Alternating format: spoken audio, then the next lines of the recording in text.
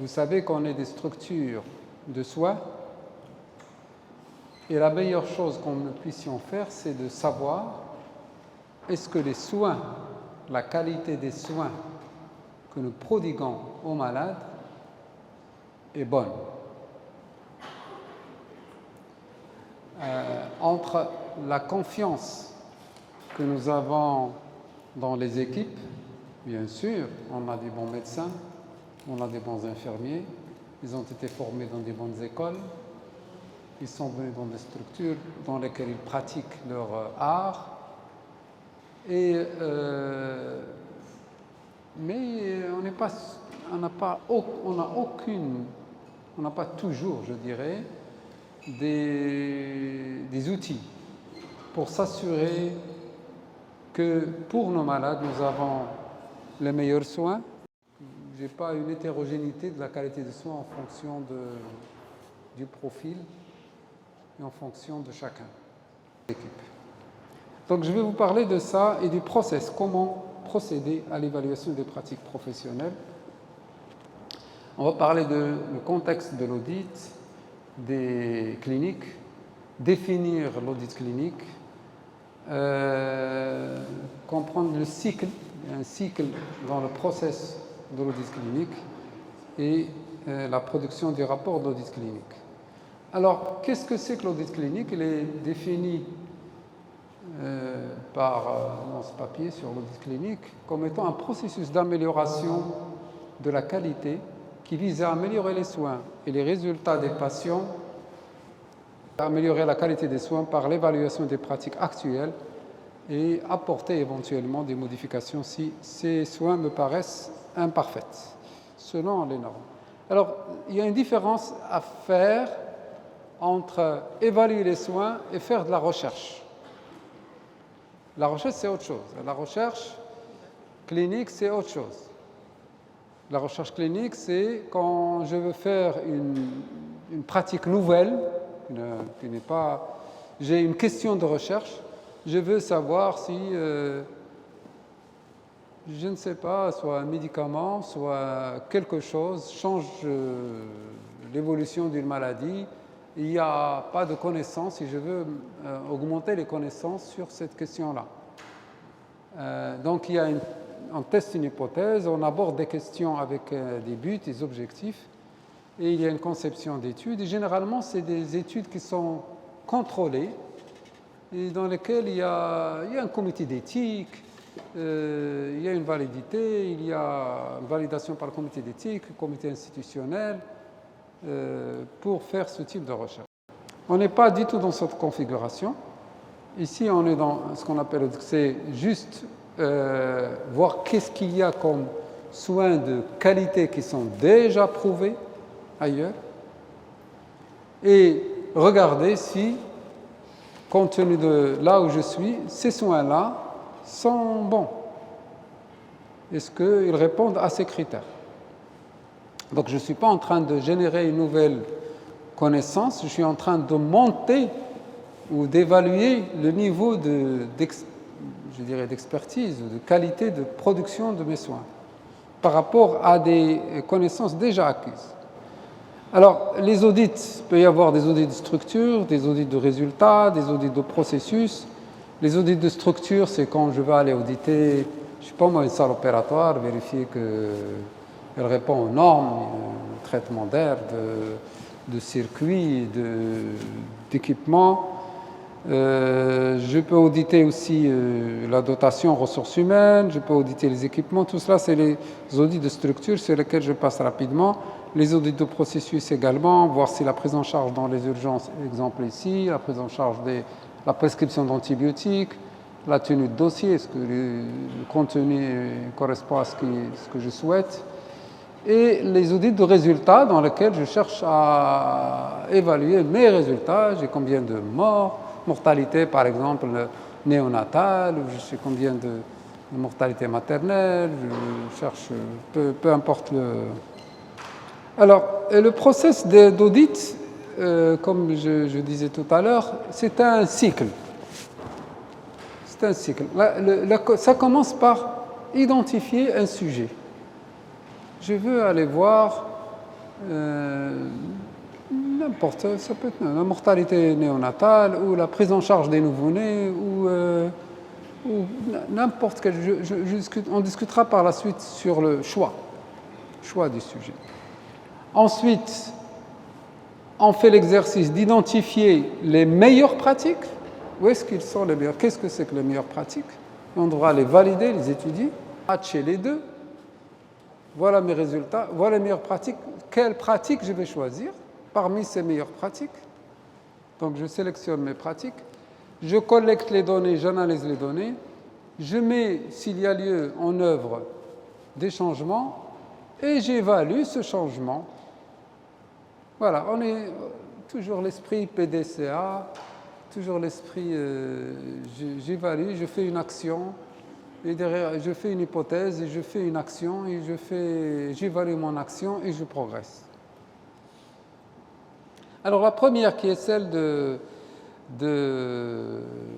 sélectionner le sujet d'audit, en général on choisit un sujet intéressant, dans lequel il y a quelque chose, il y a un risque, il y a une thématique de risque pour le patient, où j'identifie où il y a un incident qui a eu lieu, un incident que j'estime qu'il mérite qu'on regarde un petit peu, est-ce qu'il n'y a pas un problème de compétence ou dans la prise en charge du patient. D'accord? Donc il faut penser risque élevé, penser aussi coût élevé, les soins les plus coûteux, il faut faire attention à ne pas à bien verrouiller la qualité de la prise en charge pour ces malades-là, parce que justement il y a un risque. Alors, et puis, bon, les activités les plus importantes, etc. Donc, si vous voulez, il y a générer une idée d'audit, il peut y avoir plusieurs sources, soit parce qu'il y a un problème, comme vient de dire, un collègue a signalé un problème, un tiers a signalé un problème, il y a un incident de sécurité, donc c'est la première source d'idées, parce que là on est chercheur d'idées, quelle idée on veut faire pour faire l'audit clinique. Ça peut être aussi juste des soins à risque, je le fais systématiquement, comme je viens de dire. Ça peut être des audits, il y a des audits nationaux, je ne sais pas si vous faites les audits de la mortalité maternelle, vous faites ça? Ben, comme au Maroc, on fait aussi l'audit des mortalités maternelles, on appelle ça l'autopsie verbale, je ne sais pas comment vous l'appelez. Pardon? Le revue des décès maternels. Oui. Donc ça peut être à ce sujet-là, si vous avez des chiffres qui montrent que vous avez une mortalité supérieure à ce qui est attendu, ce serait bien d'en faire un sujet d'audit clinique. Voilà. Donc là, vous avez une idée. Donc, comme je dis, c'est pas limitatif. L'essentiel, c'est de... Après cela, il faut identifier les bonnes pratiques. Donc, c'est un exercice scientifique de recherche des bonnes pratiques. Et vous avez beaucoup de ressources de bonnes pratiques. En français, vous avez la Haute Autorité de la Santé qui publie énormément de ressources de bonnes pratiques. En anglais, vous en avez encore beaucoup plus. Mais en français, vous en avez beaucoup de HAS.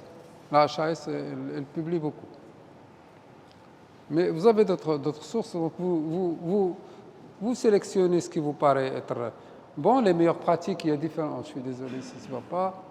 Ça peut être la HAS, comme je viens de dire, les avis d'experts, les directives de la JCI, il a aussi quelques directives, les normes réglementaires, si vous avez la réglementation de certaines choses, ça peut être aussi des sources.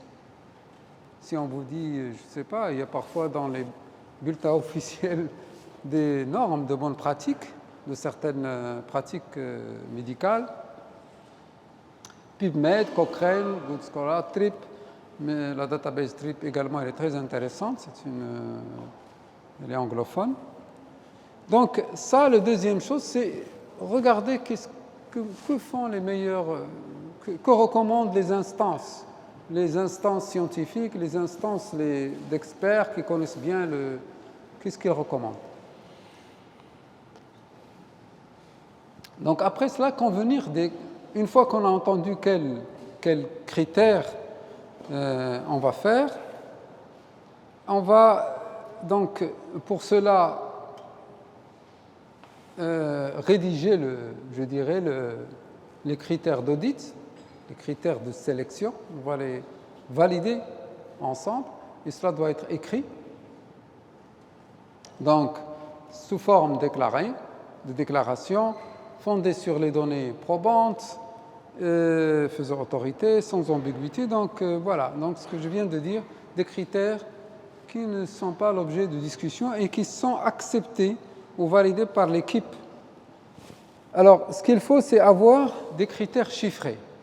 Parce que c'est ça, une partie des exigences, c'est que ça soit chiffré. Je veux qu'il y ait tel pourcentage, voilà, de quelque chose dans la prise en charge.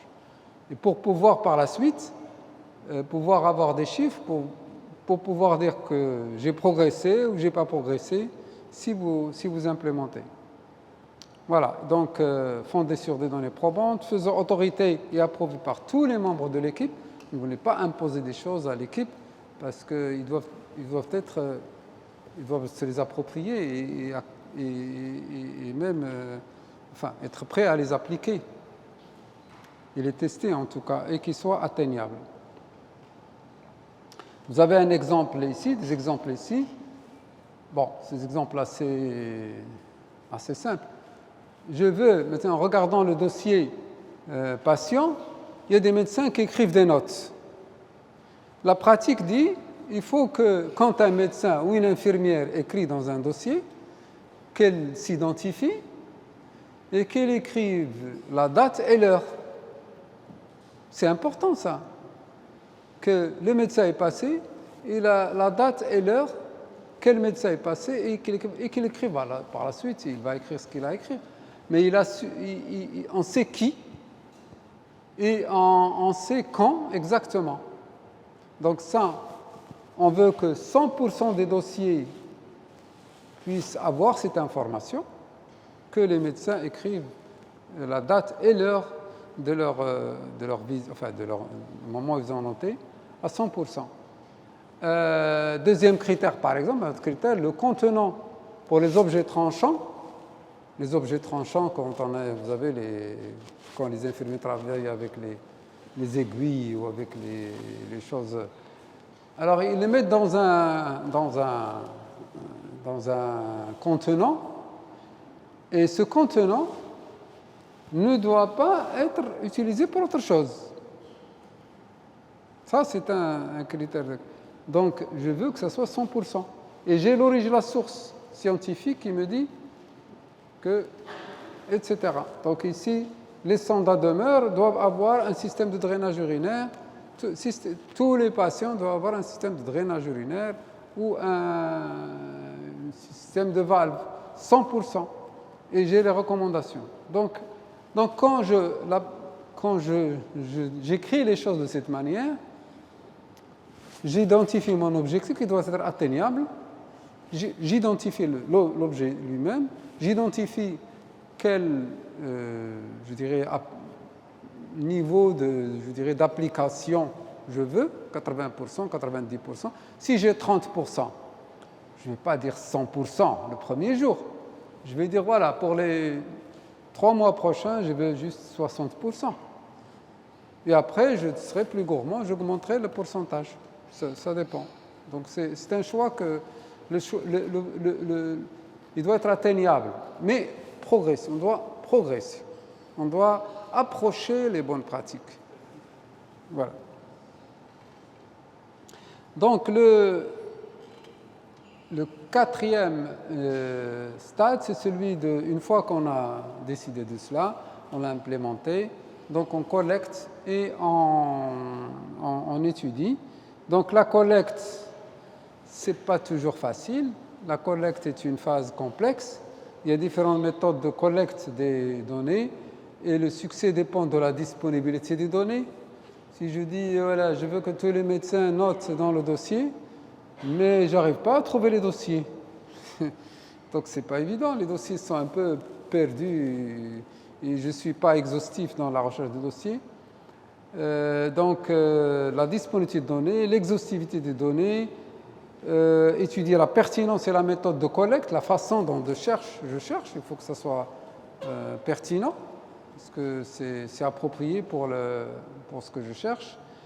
L'échantillonnage, si j'ai beaucoup de données, donc je dois prendre juste quelques données. Si je veux voir, par exemple, cette histoire de notation dans le dossier, je vais prendre l'ensemble des dossiers, mais je peux prendre 10% des dossiers des urgences, 10% des dossiers ambulatoires, par exemple, 10% des dossiers d'hospitalisation, ou selon ce que je peux faire.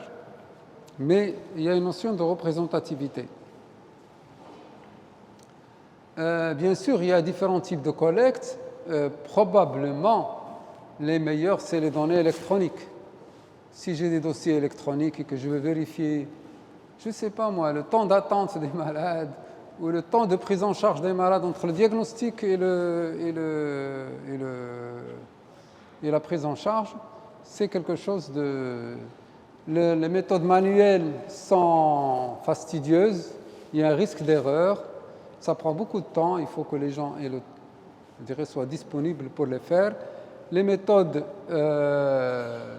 patients, je vais aller directement vers les patients. Là aussi, c'est compliqué, ça peut être l'objet de variabilités qui peuvent impacter le résultat. Ou l'observation, si je veux aller moi-même observer, c'est encore plus fastidieux, mais des fois, c'est nécessaire. Alors ensuite, je mets en œuvre les changements s'ils sont nécessaires et je produis un rapport d'audit qui doit être structuré. Une fois que je termine, je dois produire un rapport et le rapport doit contenir les informations lisibles, claires, justification de l'audit, les critères d'audit, les résultats bien accent clair sur les résultats que j'ai obtenus. Donc tout doit être, si vous voulez, bien explicité de manière à ce que je puisse en faire un outil d'apprentissage et de développement.